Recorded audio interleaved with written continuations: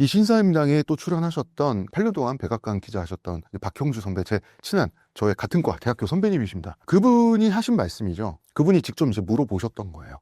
미국의 그 고위 간부에게 물어보셨는데, 미국은 한미동맹을 더 중요하게 생각하냐, 미일동맹을 더 중요하게 생각하냐. 우리는 1등이 누굴까? 우리는 이런 거라고 생각을 하는 거예요. 근데 그 들려온 대답은 전혀 달랐다는 거죠. 전혀 다른 동맹이다. 그러니까 한미동맹이라는 사과가 미일동맹이라는 사과보다 더 크고 달다, 이런 건 없다는 거예요. 사과는 사과고 오렌지는 오렌지다라는 거죠. 하나는 사과고 하나는 오렌지, 그 둘 다 있어야 되는데 둘은 성격이 너무 다른 거기 때문에 우열을 비교할 수 없다. 하나의 과일이 아니라는 거예요. 전혀 다른 특성을 지닌 두 개의 다른 과일이라는 거죠. 예. 근데 어느 것도 버리는 것은 미국에 불가능하다라는 얘기를 그분이 들었다라는 그 말씀을 하셨는데, 미국이라는 나라의 속성은 자기 국민 4만 명이 죽은 땅을 포기할 수 없어요. 미국은 그런 나라가 아니에요. 문제는 트럼프가 미국이라는 나라의 속성을 얼마든지 배신할 수 있는 지도자라는 것이 문제겠죠. 일단 우리 입장에서 한미동맹은 굳건해야 되죠. 왜냐하면 예로부터 진리가 있습니다. 외교 군사는 원교 근공이에요. 원교 근공. 멀리 있는 자와 친하고 가까이 있는 자와 갈등한다. 원교 근공. 여러분, 먼 친구는 소중한 친구예요. 멀리 있기 때문에 그 친구의 환심을 사야 되고, 신뢰를 얻지 않으면 그 멀리 있는 친구의 그 멀리까지 가 있는 나의 영향력을 잃어요. 그 친구의 마음을 잃으면. 그래서 멀리 있는 친구끼리는 서로 배신하기가 힘들어요. 미국이 중동과 중남미, 가까운 중남미에는 얼마나 나쁜 짓을 많이 했습니까? 그러나 한국에는 나쁜 짓을 과연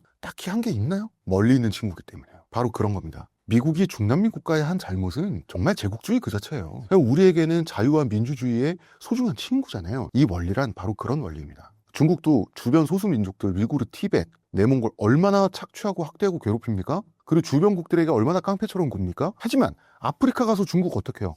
잘해주잖아요. 시설 지어주고. 이게 원교 근공이에요. 제가 예를 한번 들어드릴게요. 옛날에 로마 제국의 전성기 때, 그때 당시에 로마는 지금과 비교하면 미국과 굉장히 비슷했어요. 왜냐하면 그때 로마는 지중해를 장악한 해양 제국이었기 때문이에요. 미국도 대서양과 태평양을 장악한 해양 제국이죠. 그런데 이 로마에 숙적이 있었습니다. 파르티아라고 하는 제국이 있었어요.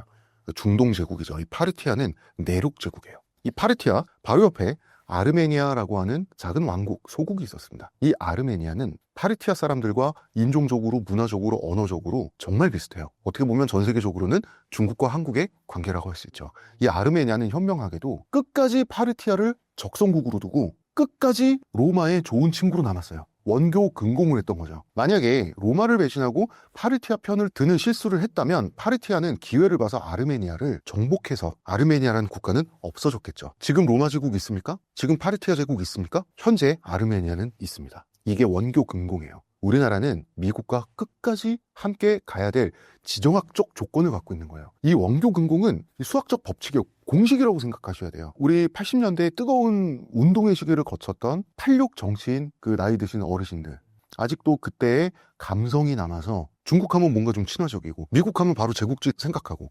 그러시면 안 돼요. 원교 근공이 중요한 거지 공식이 중요한 거고, 그 공식에서 해답으로 도출될 우리의 국익이 중요한 거지, 미국이 좋은 나라인지 나쁜 나라인지가 우리랑 무슨 상관이에요. 로마 제국이 도덕적인 국가였습니까? 아닙니다. 멀리 있는 친구고 멀리 있는 우리의 지원군이기 때문에, 멀리 있는 우리의 날것으로 말하면 오야붕이기 때문에 우리를 미국은 도울 수밖에 없는 위치에 있어요. 그렇지 않으면 태평양 지배권의 상당 부분을 잃어버리고, 우리의 도움 없이는, 우리의 지지 없이는 미국은 중국의 태평양 진출을 막기가 힘들어지기 때문에, 미국은 미국 자신을 위해서라도 우리에게 신뢰를 보여주는 친구일 수밖에 없기 때문에 우리는 미국과 끝까지 함께 가야 되는 거예요.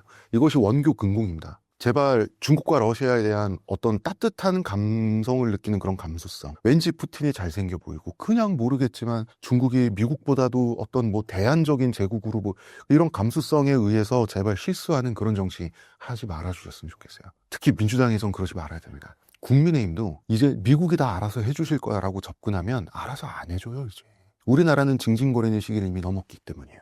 그러면 우리의 이익을 뜯기기만 할 뿐이에요. 그래서 좌도 우도 제발 정신 좀 차렸으면 좋겠어요.